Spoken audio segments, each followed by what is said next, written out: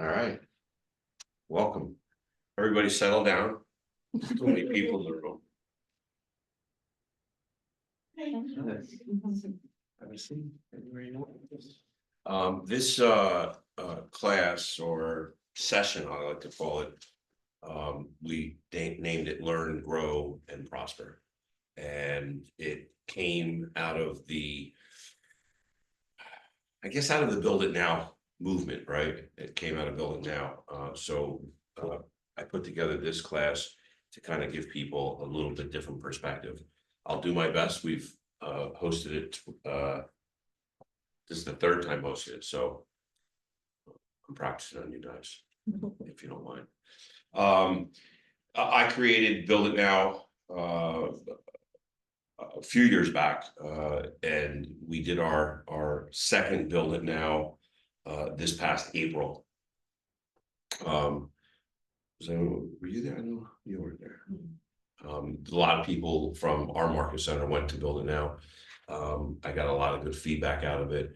And what I found was that after the event, for about a week after the event, and just to kind of back up a second, Build It Now is like a real estate wealth building summit.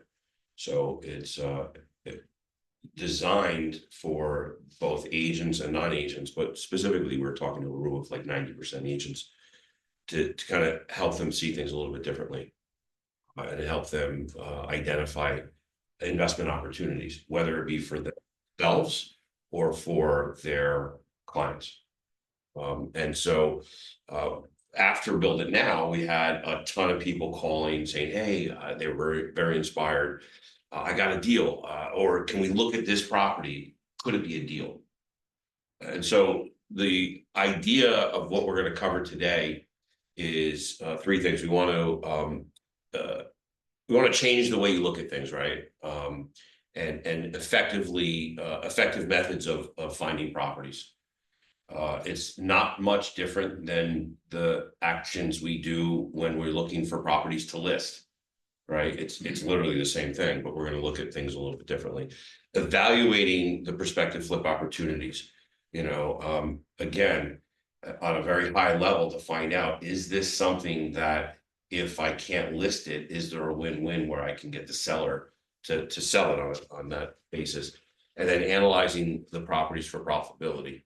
The idea is that you change the way you look at things, right? That we impact your mindset so that we can, say, is there just one way to approach the real estate and the listing of a home, and then gain the practical skills.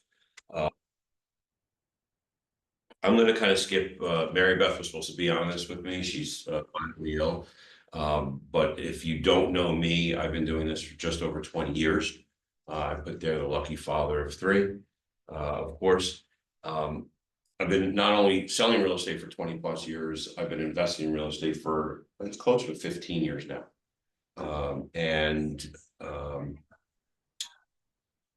Build It Now, the mission started out as wanting to pour into the younger crowd, 16 to 21 year olds.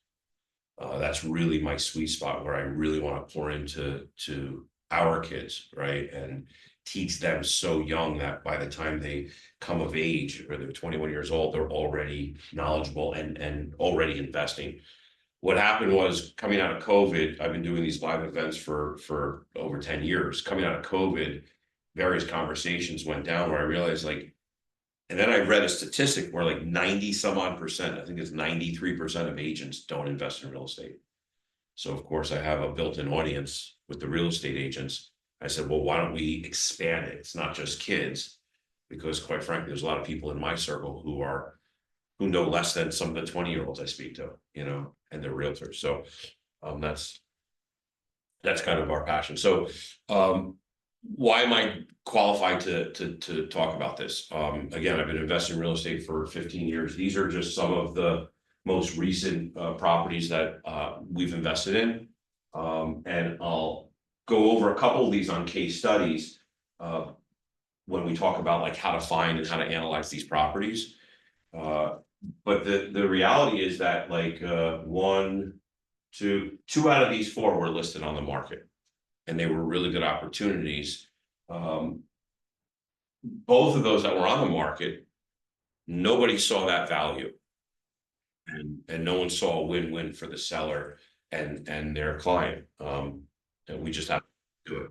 If I kind of dive a little bit deeper, this 50 Franklin Place, 50 Franklin Place was my listing. And the odd thing about this was, well, it's not odd, but the interesting thing about it is we listed this house, I want to say it was 598 in Montclair, New Jersey.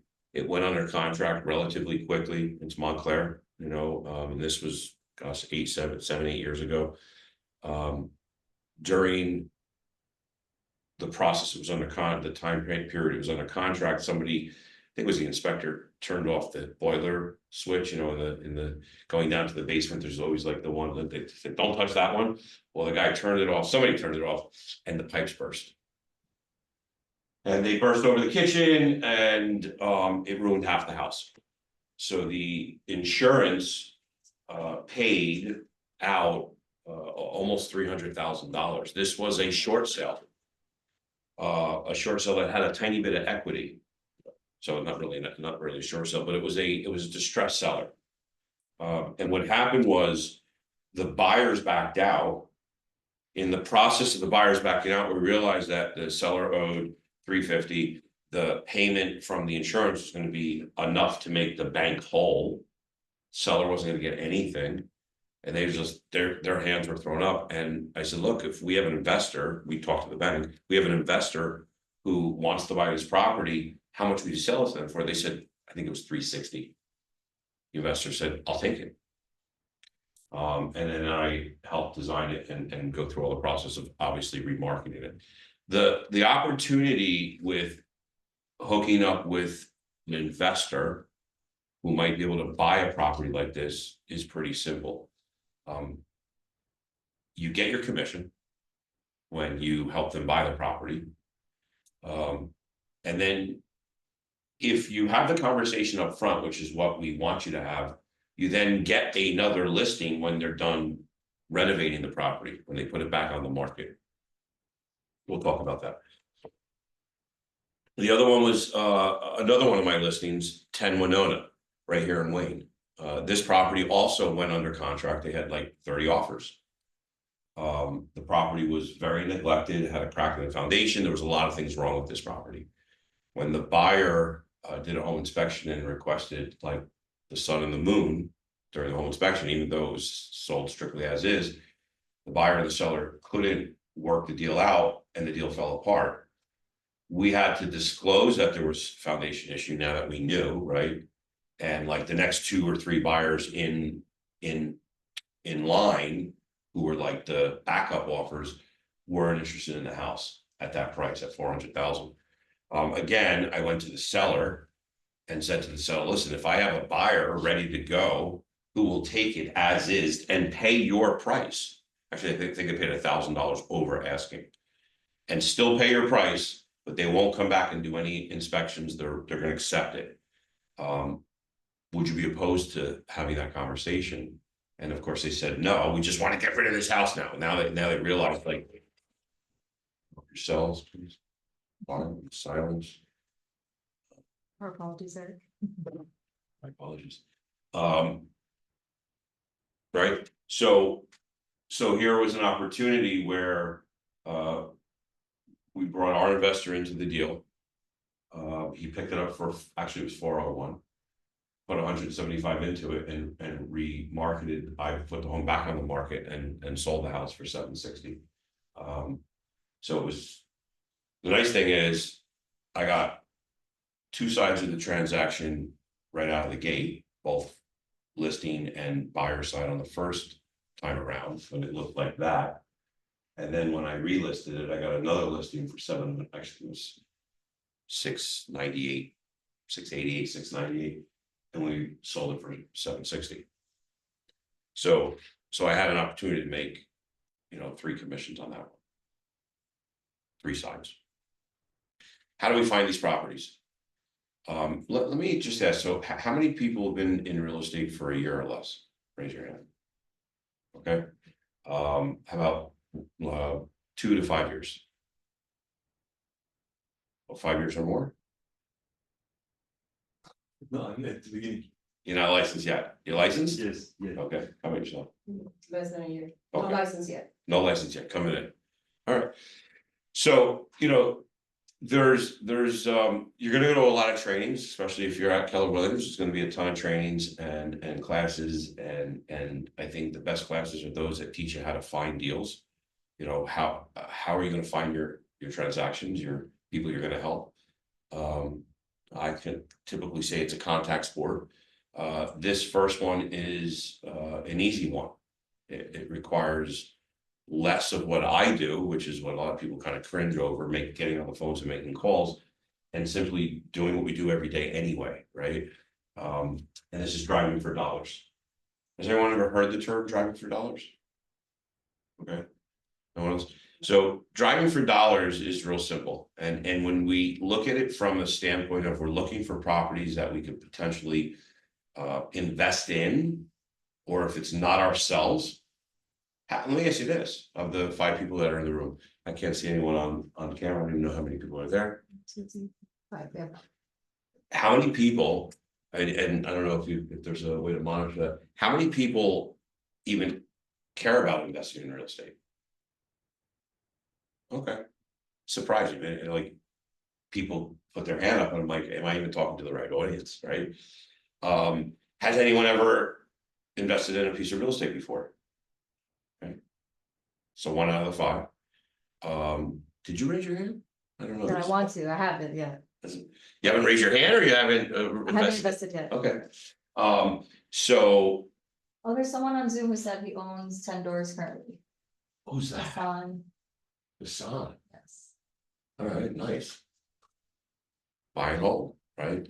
So, if you feel that you want to do it and you feel that you haven't done it yet, so maybe there's a trepidation on where to start, this is kind of what this conversation's about. And of course, the people who left Build It Now Live back in April, and I'm talking about people, I'm talking agents from this office, from sister offices who have 15-20 years experience in real estate brokerage, who have never bought and sold or bought and held a piece of real estate. So they're calling me afterwards, hey, can we look? And that's the whole thing. The whole idea is that even if you don't have the experience, you have other people that you know who have the experience, whether it be other clients in your database, customers, or someone who's in your market center. Driving for dollars is when you drive around to and from wherever you're already going. And when you leave here, you'll start to notice it. You're looking for houses that look like that. Right? You're looking for houses that have tall grass, that have chipped paint, that have, it was funny, interesting, Ray, one of my business partners, we kind of did this class on a webinar couple months back. And one of the things he mentioned was like things outside of the house, like they're dry, like not trash, like papers and stuff, but garbage, like filing cabinets, just like stuff that doesn't really belong on the outside of a house. And then the next day, Julian and I, who works with me, we went up to Paramus to look at a property, and the guy, it was a nice house, 900 in good condition, $950,000 home, easy. He's in trouble right now, financial trouble. And outside of the house was like a hose that wasn't put away, a filing cabinet, tires. I mean, it's just 900,000, otherwise $1 million house, and it looked like a little bit of a. I was gonna say Sanford and Son, but you guys don't. Nobody knows who Sanford is. I hate myself. Okay, like a junkyard. Looked like a junkyard out front of the house, right? But we're looking for homes that might have signs of either financial distress or physical distress. And what I do is I take a picture of that house. I then immediately text it or email it to myself, whichever one. I've been using email, and the subject is 123 Apple Street, whatever that street address is. And then I get the picture, and it reminds me when I go back to my office what to do with it. these are softwares, these are apps. So you have PropStream and Deal Machine. Those are two apps that, and again, I believe they're about $100 a month. So there's nothing free about those two apps. But what they do offer you is like a CRM all in one. You can look up so much information about properties and sellers. And then I believe they have those driving for dollar apps where it's all integrated. Brivity is like my CRM that I use, and they have a driving app part of their app as well to show when you're in the neighborhood of other leads. And then these are support Remine, I believe, is part of like it's a plugin, an add-on to the MLS, as is RPR. I've never used either one, but I've been on the call with agents as they use them. And then Exactdial is a service I use. I think I'm paying $15 a month. It's like, do you ever hear the term skip tracing? Yeah. So that's basically when you have a name, but you don't have a phone number, right? And you could do it, I believe, even on the address. So if you have an address and no name, you can get the name from the tax records, right? You go back to your office or home or wherever you go, and you open up the email and you say, okay, 123 Apple Street, go to the tax records, look for the name. Hopefully you can find a name. It just gets you that much closer to getting the full picture of who's there. I did this a couple of weeks ago in Montclair. I was going to a meeting early in the morning at 7 a.m. I was leaving that meeting at 8 a.m. and I noticed on the way there, I saw some disheveled properties on the same street. I then drove by both on the way back and took a couple of pictures of each with the respective addresses, sent it to myself. When I got back to the office, I easily found both people, left and wrote. So my method is I write cards to them and I let them know I'm a real estate agent. I've got a few private clients in my database that I'm working with that have expressed interest in moving into town. And if they ever consider selling, we'd be open to having a conversation if they're not opposed to it. So driving for dollars is a really easy way to find homes that look like they need help. Homeowners that look like they need help, right? Questions on that? These are like distressed properties that you like find. Do you send them to investors Not right away. right away? No. Do you No. try to get the listing right away, or do you try to like assign it to like an investor that could potentially buy it? Well, so I'm an agent first. Yes. Right? So it would behoove me to communicate with the seller and learn more about if they even need help, right? So that's the first thing I do. So I want to find who the seller is. I want to communicate with the seller. And like I said in just before, is like in my postcard, I'm letting them know that I'm a real estate agent. Been a real estate agent for 20 years. I've been helping homeowners for 20 years. And I currently have, now whether you do or don't, you gotta be careful. I don't like to lie. But in my database, I could put in any Montclair listing and half a dozen people will come up saying that kind of fits their criteria, town, beds, baths, and so forth. So I can say I do have clients in my database who are looking to move into town. I also have an investor who will absolutely buy their house no matter what, as long as the price is right. So I can say in good faith that, I have private clients who are looking to buy in town. If there's any, if there's an opportunity where you think you might want to sell and wouldn't be opposed to having that conversation, we'd love to have that conversation with you. Am I going after the listing or am I introducing them to one of my buyers? Just opening a conversation. Right? So some people have come to me and say, I don't want my home on the market. I don't want 30 people a day through my home for the next 10 days. I don't know why they wouldn't want that. They're going to get the best results that way, right? Right. So, or as that conversation evolves, I'm listening to how they're responding and say, no, I do want to sell. Would you be opposed to speaking to one of my private clients, or do you want it on the open market? They might say open market. I've gone in on other ones and have gone in for a listing, got my listing signed. And then as I was folding up the packet to go home, I said, listen, before I go, I ask all my clients. If we had somebody in, for me, when I list a property, I come here, I sign paperwork, it's usually not going on to today's what, the 25th? So it's probably not gonna go on until the 3rd, 4th, something like that. We have to go get photos scheduled. Even once it goes on, I do a delayed showing, 4, 5, 6, 7 days, depending on what day we go live. So there's a solid 2 weeks between the day I sign them and the day they go on the market, typically. So it might behoove the seller for me to go down that path to say, and I usually wait until I take the listing. This way I have a listing, no matter what. Now, they might be like, I hate agents, I'm not listening, I'm not dealing with an agent, I'm gonna go for sale by owner. They might do that, which is fine. Great, you wanna go for sale by owner. So you wanna deal directly with a buyer direct, right? Would you be opposed to paying an agent like a small buyer, like side of the commission? Again, I don't know how that's gonna change. I've been to any of the meetings, but would you be opposed to paying a small commission to someone who brings you a buyer? I think you could do that. They can do that. They can pay anyone they want. Just can't go on a listing. I'm not teaching that class, so scrap that. Whatever I just said, don't listen to me. Right? So the reality is that if they're a for sale by owner, you are either a buyer or you have buyers. If you are not the buyer and you have buyers, presumably you have a few buyers in your database, you just need to find, are they willing to pay a commission? If they're not willing to pay a commission, it's okay.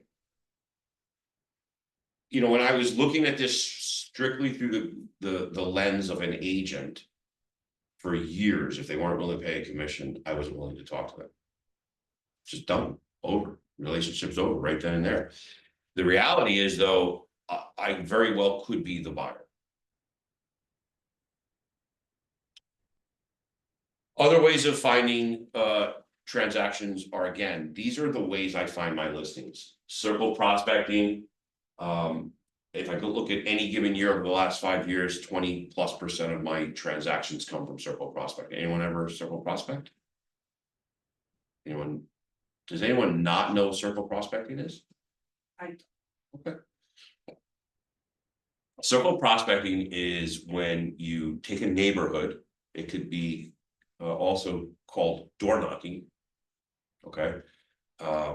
I physically don't go and knock the doors. I use a phone. And so whatever software you're using, I think the office has Call Realty Resource. It's a free, the company pays for the membership. It does cost several $100,000 a year. And you can get on the computer and you can download a neighborhood's worth of phone numbers. You can be real specific about what streets to download, plot out your area, pull 500 phone numbers. Now you have 500 phone numbers. There's dialer systems that you can use, so you don't have to sit there and dial. I don't dial, I've dialed in 20 years, but there's circle prospecting when you just call around the neighborhood. And we can get into scripts on a later date, but it's very simple, very simple, and so that's how I look for my listings. I know, you should believe me when I tell you this, that in any given town, we looked at this with Julian last week, as I'm training him to do exactly the same thing, that in Little Falls and Montville, the 2 towns we looked at, on average, over a 60-day period, there's about 20 homes a month selling in each town. And that's now, that's like when the market's slow. We went back 5 or 6 years ago, I think that number was double. It was about double. So even today, in today's market, there's roughly between Monday and Friday, there's a home selling every day in town.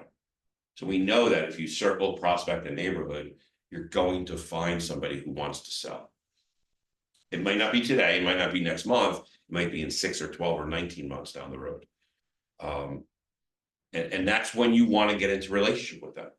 There's a flip that my investor's doing, actually invited me into the deal afterwards. He needed some extra money and I wanted to invest it. But I found these sellers we were circle prospecting because we took a listing over here in town. So what we do is go to call, we grab, 400 or 500 phone numbers in town, and we start calling. Ring, ring, ring. Hi, this is Eric Melnikoff, Keller Williams Realty. We just listed 123 Apple Street, not too far from you. It's this, that, and the other thing, and we're just calling. The simple script is we know that when one home goes on the market, usually 2 or 3 will follow shortly thereafter. When do you plan on selling? Oh, no, we're not selling. Okay, perfect. A lot of times they'll say, well, oh, yeah, actually, we're selling in 2 years from now. Perfect. I put them in my database, put them on an auto plan. And, once or twice a year, as we got closer, I started calling them. And then they started calling me by name, right? Hey, Eric. I'm like, or they respond to an auto email that I've sent them, that the computer sent them, AI sent, I didn't send it. And they're like, oh, thanks for following up. I'm like, and I get that. I'm like, these people are. I had to go look at the notes. Oh, okay. And by the time they were ready to sell, which was like 2.5 years later, they knew my name because I had emailed them every month and called them twice a year, probably by accident, at least one of those times. I'm not going to say I was that calculated, but the reality is, if I am calculated, by the time it draws closer to them actually going to sell, like that's when you want to get into relationship with them. If you can sustain and hang on there for the duration, that's when you want to start talking to them. You don't want to start talking to them when they've called, they're looking to sell here about 3 or 4 or 5 months early. They're going to start like going to open houses. They want to go see what's going on. That's why when have you want to host an open house yet? Does it jump all over the place? Okay. People come to open house, we ask them, are you out shopping for a home or do you live in the neighborhood? It's one of the two. Could be both. No, we just live in the neighborhood. We had 3 of those yesterday at our open house. So you want to circle prospecting, very good one. For sale by owners. For sale by owners are a great lead source to list homes, and they're just as good, if not better, to buy homes because they are looking to deal with buyers. They're typically overpriced, so they don't get a lot of activity. This is a strong market, so there are for sale by owners that are going to sell a lot more now than ever before. But at the same time, they are overpriced. Most agents do not go after for sale by owners. Most agents, or the way I felt for the first 13 years of my real estate career, when I would hear about a for sale by owner, I would cringe. I'd say, no, they don't respect what I do. They don't want to pay my commission. This is all true. I don't like that because they don't like me. And that's what I dealt. And I made no money off for sale by owners. But when I changed that position, we started, selling 5, 6, 7 a year. They will list. They will list. I think the statistic is 92, 93% will list. So for sale by owners are good. And they're good also for finding those investor deals. There's reasons why people want to go for sale by owner, and you just have to ask them. You have to talk to them a little bit. Again, that could be a whole different class. And then networking. Networking is a really big way to find deals. Again, one of the things about Build It Now is that, people from Build It Now, whether I don't know if Hassan was there, but, he's got 10 doors. There were people at Build It Now with no doors, many people who have never done a flip, and people who had 250 doors. The thing is, once they go through that and they see there's other people, all of a sudden phone calls start being made. People are connecting. I certainly got a ton of phone calls.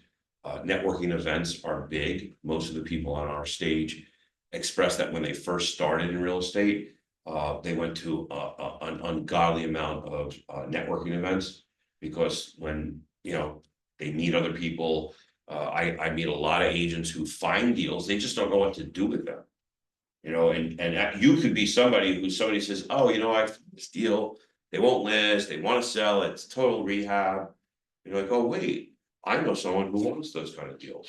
Not many agents know a lot of investors who want those deals. Some do. And again, I was of the mindset for many years that if you were an investor, I don't want to deal with you. Like, I want to deal with the person who wants to get the house for the cheapest possible price. Like that's so hard to get it, especially now. I still get those calls. We're looking for a really good deal, and I'm laughing, like, where is there a good deal in today's market? Like, when you find it, let me know, I'll be right behind you. The reality is that if you build up a data bank of potential buyers, called a buyers list of people who are interested, you may never deal with most of those people. But there may be people in there that along the way you get build a little bit of a relationship with. And when you find the deal, you could, if you trust them, you could partner with a joint venture with them on the deal. Look, I have a deal, there's an opportunity. It's not on the market, could be a for sale owner, could be just through networking, could be a circle prospecting lead. A lady wants to sell, she doesn't really want to go to the market. I have an opportunity to actually get this home. Let's just say you're dealing with someone like me who's done a lot of flips. Would you be open to having a conversation about joint venturing? And we'll talk about what that looks like. And then, of course, listing opportunities, Zillow, MLS. You know, if you look for it, you will find it. Right? If you look for it, you will find it. Talking about what that looks like if you joint venture with somebody else on a deal. I had an agent call me. He was with Weichert at the time, about 3 months ago. Now he went back to Keller Williams. But he called me up. He said, one of my friends at Coldwell Banker said they're listing this home in Montclair, not this home. They're listing a home in Montclair next week. This was a Tuesday, I remember. He said, do you want to get by there and see it today or tomorrow? And I took me about 30 seconds and said, I just canceled an appointment I had. It was not a critical appointment. Let's go at 5:30 today, because I knew time was of the essence. So you have a Coldwell Banker agent telling another agent from another brokerage about a property, and this agent calls me because he knows that I fix and flip on the side. It's like a side hustle for me. So we went, we looked at the property, they wanted 700, we offered him 600, somebody else, I didn't realize this, also offered him 6, and then we went to 650, we said, we'll take it. That house never went on the market, but this agent from Weichert got, this agent from Coldwell Banker who took the listing, gave this guy 2.5%, $15,000 commission. This agent said, hey, you know, I've known the agent for a few years. He's like, look, I love what you're doing.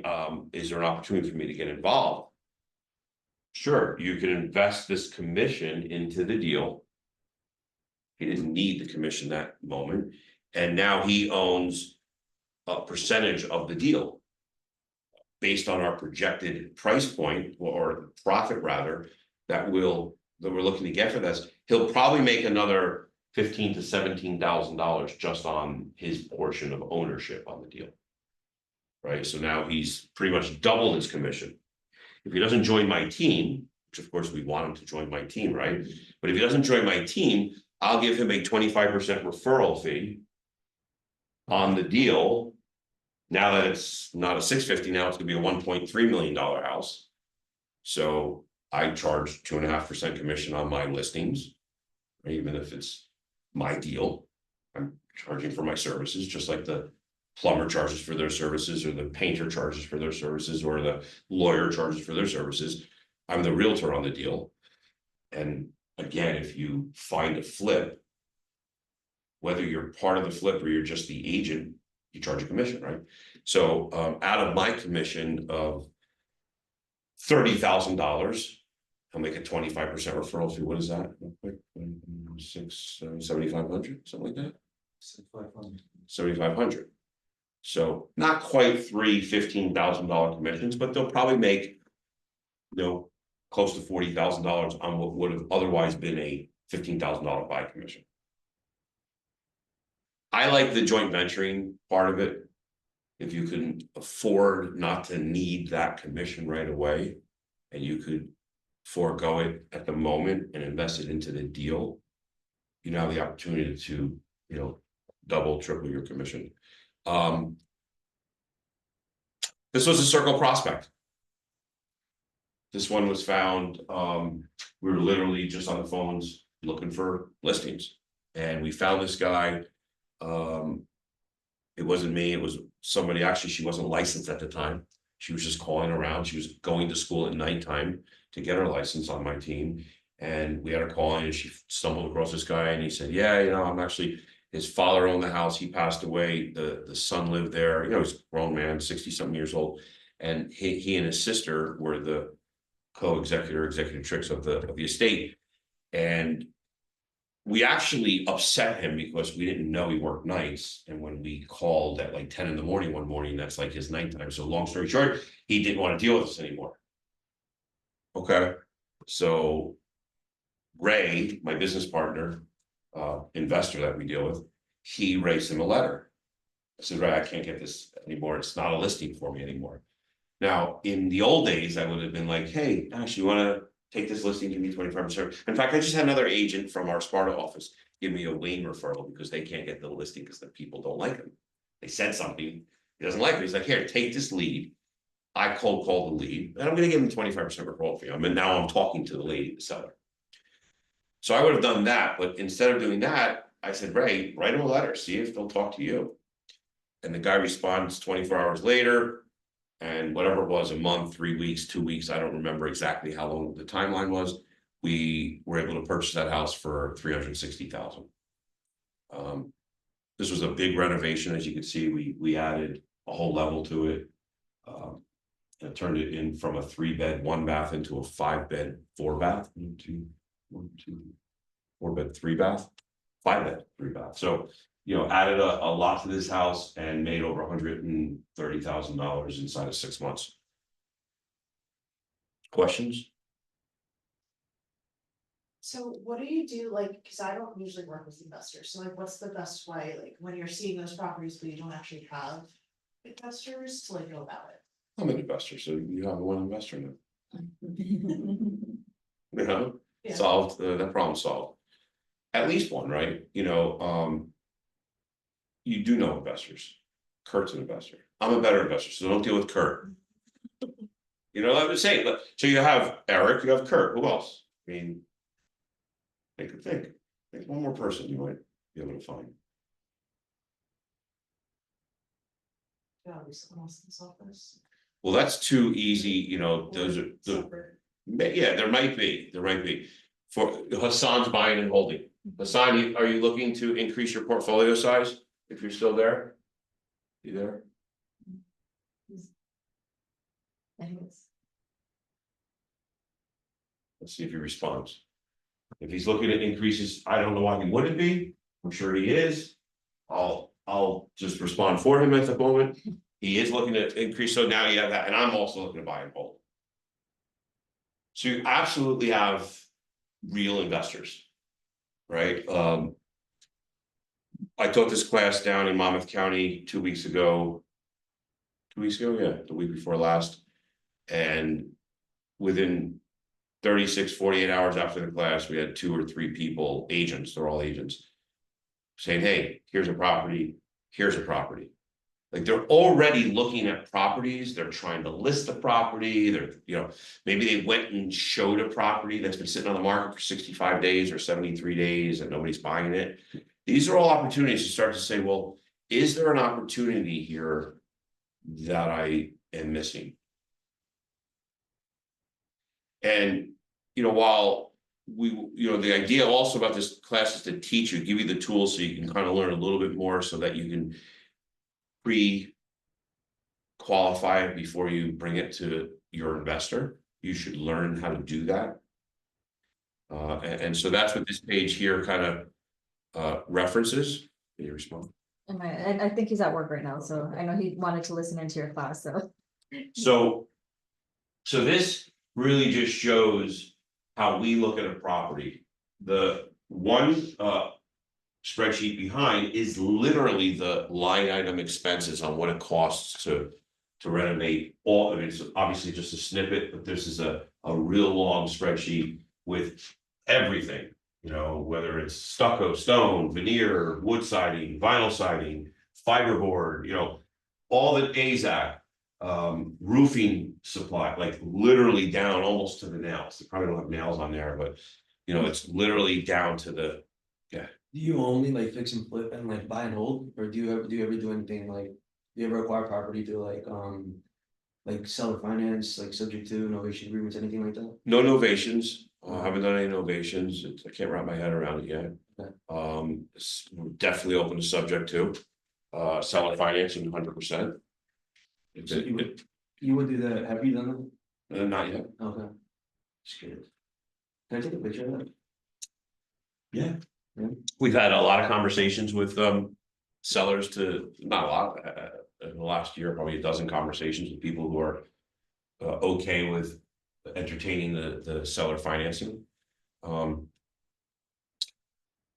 It's a good question, and it's something, again, just another thing to keep in your back of your mind is that, like. As you're talking to somebody and it is discovered that they've owned the property for 40 years. I have a lady, I gotta go knock on her door because the phone's not working, and I see that the property's still in her name. She lives in Clifton, owns a mixed use in Clifton and one in Halden, South Halden, something like that, North Halden. South Halden, is there a South Halden? Probably not, North Halden. And they're both worth over $1 million. And she's like, this is like 5-6 years. She's like, Eric, what am I gonna do? I don't need the 2 million. I already got a couple million in the bank. What am I gonna? And she's right. Like, what are you gonna do with the extra money? Sit in the bank and let it decrease in value? Maybe, I didn't think about this 5-6 years ago, right? I want to change the way you think and look at things.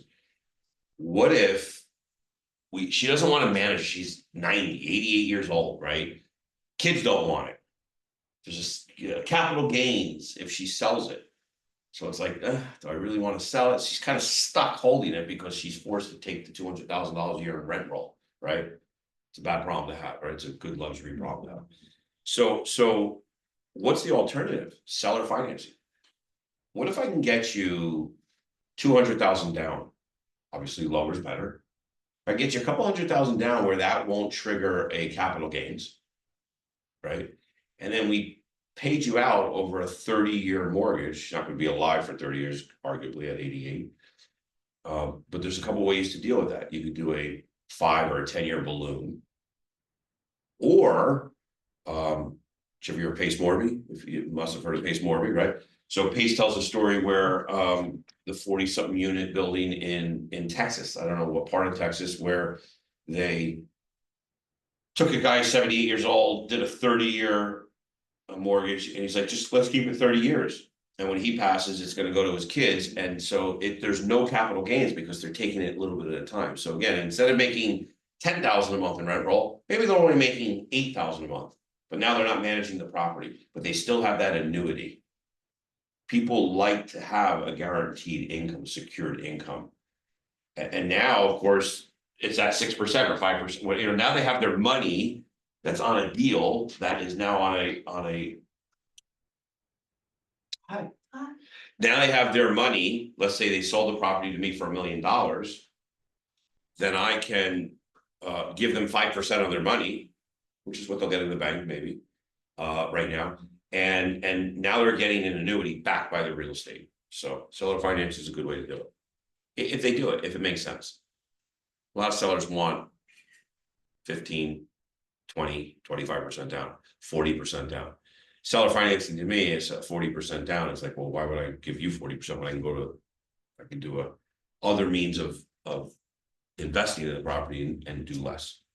So you have, again, a spreadsheet which goes over cost.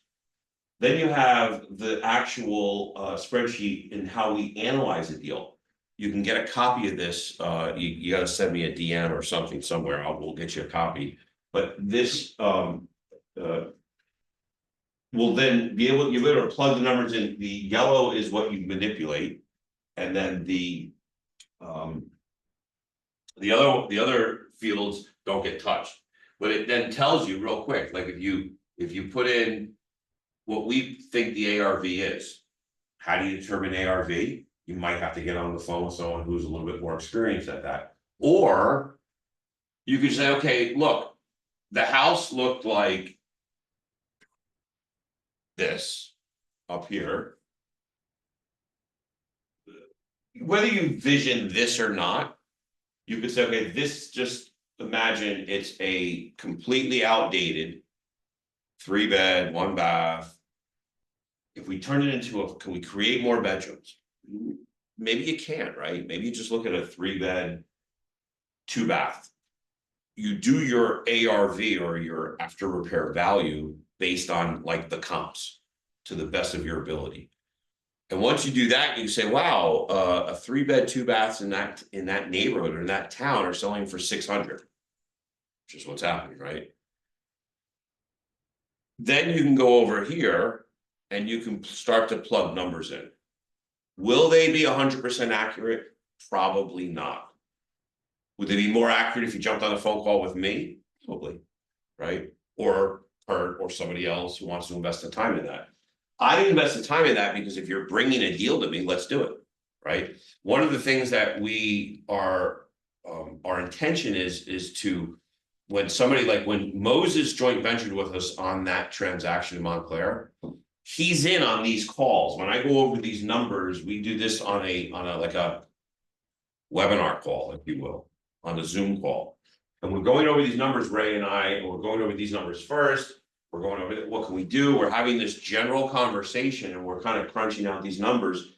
We're gonna, you know, again, did we know we can get 805? No, we thought it was like 750, 755. Did we know we were going to spend 240? No, we thought we were going to spend 200. We went over budget by, what is that, 20%, right? So at the end of the day, we still made money. We still made whatever we made, 100 and, what did we make? $136,000. Questions about any of that? I just wanted to add someone to your list. Actually, were you here for Jeremy Goulish's class? Because he's someone I would definitely add to your list. It's not just him, it's people he knows, because he knows a lot of investors. Was that when I was last, the recent I one? think it was in the summer. I don't think it was last summer, the summer before that. Yeah, but he's, He's, whether you know he's him in personally. Morris County, right? Yes, yes. But he has a good relationship with our office, so he's someone, whether you know him personally or not, he is a connection of yours. So he's a good person. Yeah, and look, you know, you could also, again, you don't need to do that because you don't need, so we're over, just don't have, look no That further, too, right? that But too. you could always put it on the Facebook group. Hey, guys, potential investment opportunity, all fix and flippers, raise your hand now. And then, you know, this young man's gonna go out to his people, say, hey, there might be an opportunity, okay, you ready? Yeah, I got one, I got 2 customers, whatever the case may be. So 9 Faber, this was again another circle prospecting. Whenever we list a home. The open house, who I had 2 hands went up for open house. Did you do an open house? I assisted in a couple, I didn't do my own. That you did? I did my own. Well, We won't I tell have- anybody. This isn't being recorded, don't worry about it. I'm not the broker for lease. no, Oh. but I sold, I purchased 2 houses, so I was involved. but I'm Okay. not licensed. All right, oh, you're allowed to do that, actually. So whenever you're doing an open house, one of the, again, this is not that class, but one of the good practices are to either circle prospect or door knock the neighborhood that you're doing an open house, and that's how we found this seller. You know, again, a year earlier, 2 years earlier, I don't remember when we listed that house. But we listed another house 5 or 6 blocks and we just, our phone calls were out. And she got into our database. And then as I was following up on that neighborhood, she obviously was closer. This was one that wasn't on a drip, no email. It wasn't set up like very systematic and calculated. But I happened to call her at the right time. And she said, I do want to sell, but she didn't think her house was, you know, how she was gonna ever get it ready for, and this would have otherwise been a seller who probably would still be there. This was like 4 years ago.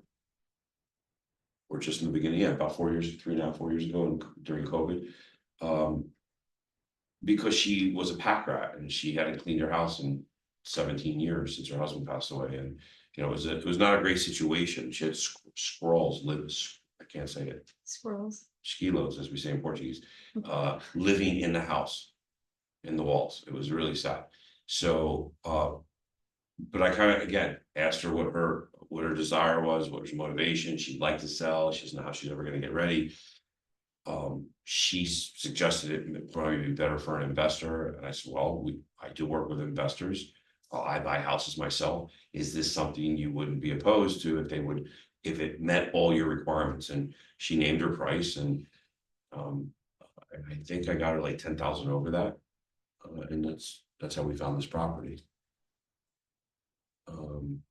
Again, really easy to analyze a property. If you're having any trepidation about doing that, just give me a call. We'll schedule a call to do it together. It's really not like we put these in there. I don't think it's the second one's in there. We put this in there, MLS, Zillow, although I don't use Zillow, because it's that easy. We're already supposed to go through that process when, if I raise my hand and say I want to sell, you then have to come to me and do an analysis for me, right? What they call a competitive or comparative market analysis, depending on what the C is for you. But for the CMA, you basically do the same thing we do when we look at after repair value. And it's just what it sounds like, right? The after repair, once that house is fixed up. We're analyzing right now. So I think it's 3 in Monmouth County, probably about 3 or 4 a week, looking at what properties might be once we fix it up. We ran into something in a part of Middletown, which is close to the water, where we just found out that if you increase we're still waiting to get clarity on it. It's either square footage or after repair value by a certain percentage. I think it's 50% over. So again, if it's 1,000 square foot house and you upgrade it to a 1,600 square foot house, you've gone over that 50% increase, which means you have to raise the house because it's in a flood area, I guess. So you have to raise it like 15 feet off the ground. So as we're looking at this property, we think is an opportunity to take a $350,000 house, put 150 into it, and turn it into a $600,000 house. We realize that $150,000 renovation cost may put us over one of the criteria, which then triggers it just kills the deal. Like it would cost $40,000 just to raise the house. So there's no value in doing that to us, for us, right? Any questions? We have one question on Zoom from Daniel. He asked, is there a minimum amount you recommend to co-invest for a flip? Is it a matter of the more the better, or is it smart to start small? It depends who you're dealing with. My experience is that most people start smaller. When we started taking on investor monies for our deposits, in order to share the wealth, we were only doing like $15,000 to $20,000 investments. This way, if we wanted to raise, $75,000, I can do it through, 5 or 6 people. And then everyone had a small portion of the deal. And that's worked really well for us. We have about 6 investors in a deal in Montclair right now. And no, the one in Teaneck, 5, 6 investors, 2 of which are repeats, one of which had done 4 deals with us at $15,000 to $20,000 per deal. And when we closed out of our last deal in Montclair 6 months ago, he said, hey, keep the principal. I know you guys are getting ready to do Teaneck. I'd like to put in, as a Teaneck's going to be a $25,000 investment. He goes, well, keep my 15 principal, which you had in there. Give me my profit. Made like 4,000 profit in 5 months of doing nothing. And then he added 10,000 to this one. So he's got 25,000 into this one, which is his biggest single investment in any one of our properties. This is 4th one. And so as he sees that our track record is impeccable, he's like, feels more comfortable. He's giving more money, and he wanted to give more, but we didn't want a bigger investment. We wanted to keep it at at a minimum because I wanted to share it with somebody else? Good question. I hope that answers it. I'd probably start a little smaller and, wait until you build a relationship with whoever you're doing it with. And understand that there are risks involved. I hear it all the time where people lose money on a deal, on a flip, and I'm like, really? Like, I don't understand that. But apparently it happens. The last investment that we did, the last flip we did, where we usually target $100,000 in 6 months or less, or usually it's like 5 months. This one took 7.5 months and we only made 70,000. I think it was like 69,000. So based on our desired results, we kind of failed in that one. But people still made 40% on their money. People who still gave us the $15,000 still made, whatever it was, $5,000, $5,800 on their money, something like that. I forget what it was. Any other questions? If, it's not really an investment question, but like, if a house is in a flood zone, what's that? Blue, Blue? my favorite color. I thought you said Me too. If a house is in a flood zone, is like the only solution to raise the house? That's, I feel like it's something good to do.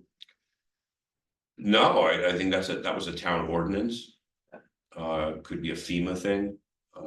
I've sold homes in flood zones. I'm surprised people buy them and they don't do anything to them, right? They just, one in Clark, they flood to the top of the kitchen, the ceiling of the kitchen. They still, no, I mean, that's the first time I've ever heard that. Shore houses, I saw that happen after Sandy, right? A lot of the houses down at the beach were all put up. I don't know how that works, honestly. Networking opportunities. Has anyone ever gone to a networking event? Yeah. Other than real estate? What kind of networking event? I used to be in finance. Okay, So, a different life. Okay. And when you go to the networking event, they start off a little slow, kind of like, okay. Did you go with somebody else or did you go by yourself? various times, sometimes I went with someone else, sometimes I went with, someone else. Okay. And who, you said you went? What kind of, Mostly like real estate. is there, did you build relationships? Yeah, it's been like with like lenders or like title, more like those types. Yeah. Um, So it's the same thing in real estate investing, highly recommend. I can't recommend it more. We created a networking event. This is our third installment, actually tomorrow night. If anyone wants to eat over at Sear, right here in Little Falls. Let's That see. was- It's good. Amazing. The opportunity at a networking event like this is to mingle with other people who are just starting out. You say, well, wait a minute, like if they're just starting out, like where's the value for me? It's really cool to get, like, again, if you and I are just starting out, you may have a little bit more conversations under your belt than I do. And if we click and you say, well, hey, Eric, I have this seller, I really don't know what to do with it. Let me, so that's it's that easy, right? You're also gonna meet wholesalers, private money lenders, people who have money, like, again, one of the guys who's been coming to our events owns a big electrician company down in, I don't know, not around here. I first met him up at a networking event in Paramus. He has since he went to our event in April, and he's coming around and he can't find deals. So you say, I don't have investors. Well, if you come to a networking event like that, and he shows up and you mingle with him, what's your name? What's his name? His name is Ian. If you happen to go, you look for Ian, you'll find a schleppy guy who doesn't look like he's got a lot of money, but he has a lot of money. Don't judge a book by its cover. Got a lot of money, doesn't know what to do with it. burning a hole in his pocket. He's still buying, he's the one guy I know buying ETFs or whatever the crypto monkeys or whatever. Still buying monkeys. You know, not to death. I'm like, you just give me your money. I got kids that go to college one day, maybe. So, but I'm saying, so that's what you're looking for, right? In a networking event. You're communicating with people, getting card. I don't give my card out. I say, and I'm not technically inclined where I have like somebody just gave me a Bing or some kind of thing. I just, no, I don't have it. Let me text you my information. Now I got your information. What's your name? Joe? Joe? Yeah. What do you do, Joe? Oh, my house. I'm a builder. I had a builder come to our event. He's slow now, out of Livingston. You know, so I highly recommend whether it's ours tomorrow night, we do them every month. It usually is less than what the cost would be if you go to eat there. I know that because we're paying for the networking event, so this doesn't even cover the cost if you were gonna go and eat what we're gonna be providing there, food and drinks. And you get to hang out for a few hours, network with some people, build your circle, right? Highly recommended. So does anyone want to scan that before I get off that page? No, it's okay. So buy the tickets from here, is that what we do? If you want to go to the networking event, you can scan the QR code, and if you can't get to that QR code, you can go, I think it takes you the same one. There's another QR code. This is our Build It Now Live. So again, I've been hosting these events for, I want to say it's over 12 years now. And for the better part, for 10 of those 12 years, my events, one-day events, have been designed to help realtors do more real estate transactions, right? Listing more property primarily. Coming out of COVID, you know, the world kind of changed a little bit. We weren't doing live events anymore. But we said we're going to do a live event. And at the time, I had like 8 new agents on my team. I think the oldest one was 22. They went from 19 to 22. And when I was telling them how to build a business in real estate, how to get listings and just clients, I said, speak to as many people as possible and start with your friends. And they're like, well, our friends are 20 years old. They don't buy houses. And I'm like, why not? So I said, the next event and it's kind of how it all evolved when we came back in June of 2023. And we did our first kind of Build It Now format, where I realized that the vast majority of the general public, certainly kids, certainly realtors, do not invest in real estate. So we kind of just shifted it all around, and we just turned it into a real estate investment opportunity to learn how to invest in real estate.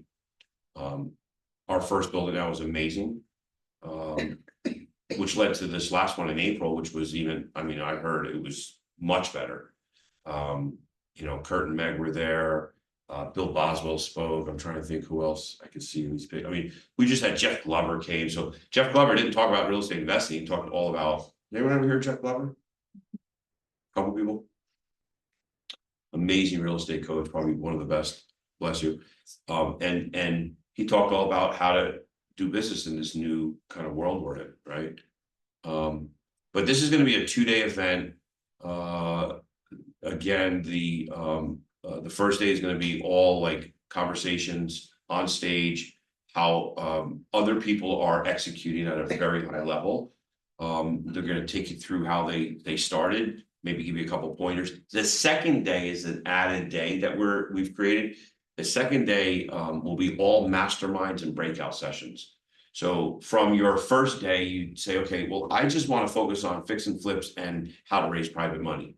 So there will be breakout sessions, like a 90-minute session just on how the various ways, the best ways to raise private capital, or the best ways to build a buyer list, or the best ways to find fix and flips. I'll be leading a fix and flip class.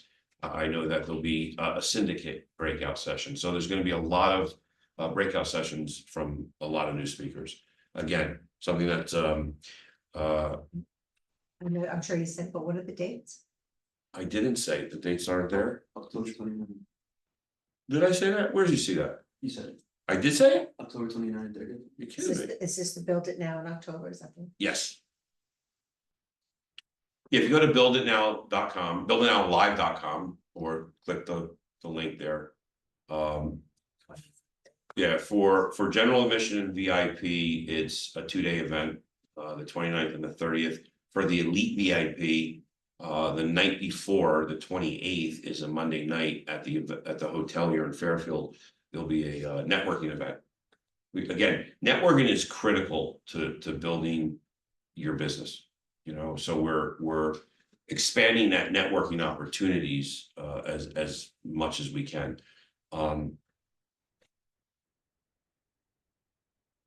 I'm just trying to think. Yeah, right now is early bird for a limited time. They're doing early bird pricing on any one of those event tickets. That's all I have. Pretty simple. It's It's great. usually a little bit longer when I got Mary Beth to pontificate with. Ever met Mary Beth? Yes, I have. Any final words, questions, comments? Deals? Did you want to repeat the first half hour? No, I'm only kidding. I'm so It's sorry. 45 minutes, so I'm only maybe. joking. I'm only joking. All right.